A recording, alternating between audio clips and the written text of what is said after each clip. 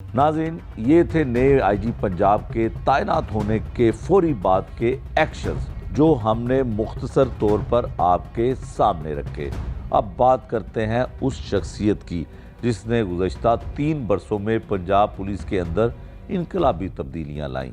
Punjab police का सबसे बड़ा मसला प्रमोशन का था और उन्हीं बरसों में रिकॉर्ड प्रमोशंस देखने में आईं। 3 बरस के दौरान महकमा पुलिस में क्या तब्दीलियां आईं, क्या खामियां बरकरार है और आने वाले वक्त में उनके क्या असरात मरतब होंगे, इस हवाले से हमने बात की एक संजीदा सहाफ़ी से जो पुलिस डिपार्टमेंट के अंदरूनी मामलात पर गहरी नज़र रखते हैं। आइए सुनते हैं अहमद फराज की गुफ्तगू।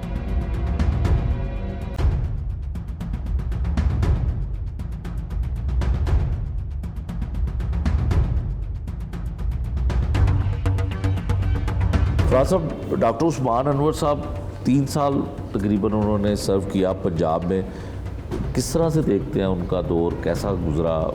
डिपार्टमेंटल प्रमोशनें भी बहुत हुई, क्या कहते हैं? सिर्फ प्रमोशन हुई बल्कि बहुत रिफॉर्म्स भी की गई और ख़ास तौर पर इन 3 सालों में जो उन्होंने एक पुलिस के वेलफेयर का जो किबला उन्होंने दुरुस्त किया है ना, मैं वेलफेयर की बात कर रहा हूँ।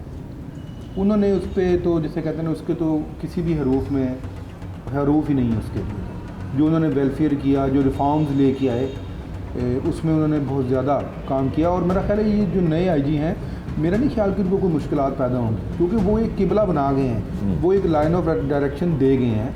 तो उसी पे अगर ये काम करते रहें, लॉ एंड ऑर्डर भी सफ़े अव्वल पे होता है, फिर उसके बाद आपकी प्रमोशंस हैं, फिर वेलफेयर है, तो ये तमाम चीज़ें जो है वो एक लाइन एक सिंध में चल रही थी डॉक्टर उस्मान साहब के दौर में।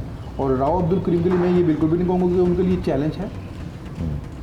वो अगर इन्हीं को अगर वो रखें, इनको उन्होंने खुद इस बात को इतराफ़ किया, बात हुई थी तो कि वो इस पर इंशाल्लाह उनकी तवज्जो होगी और उसी तरह ये काम चलता रहेगा।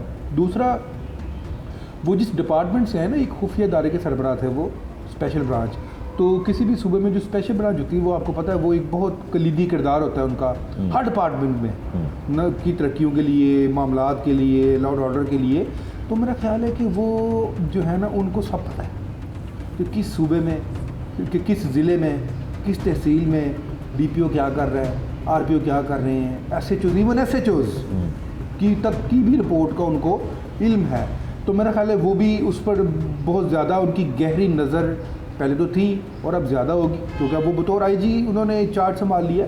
तो इसमें भी वो काफ़ी जिसे कहते हैं ना, तब्दीलियाँ आएंगी, बिल्कुल मुझे लगता है। अच्छा फराज साहब, ये बताएं कि डॉक्टर उस्मान अनवर साहब के जो दौर को हर बंदा एतराफ़ करता है, उनके मातहत रहने वाले लोग भी, मीडिया भी और तमाम शोबे जो हैं मानते हैं कि उन्होंने बड़ा अच्छा काम किया।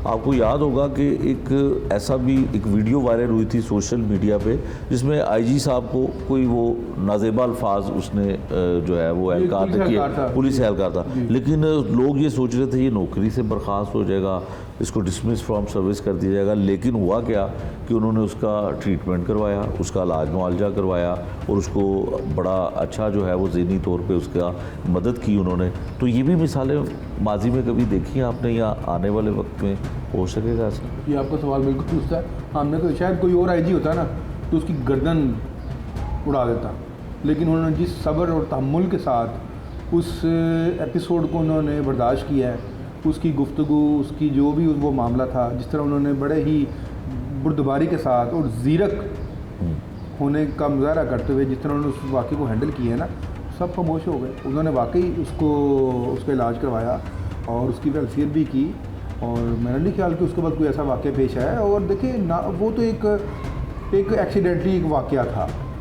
वो सामने आ गया। लेकिन जिस तरह उन्होंने 3 लाख से ज़ायद की फ़ोर्स है हमारी पंजाब की, जिसमें special branch, dolphin, CTD, CCD बहुत कुछ है, तो उन्होंने हर डिपार्टमेंट, हर विंग को उन्होंने जिसे कहते हैं एक निखारा है।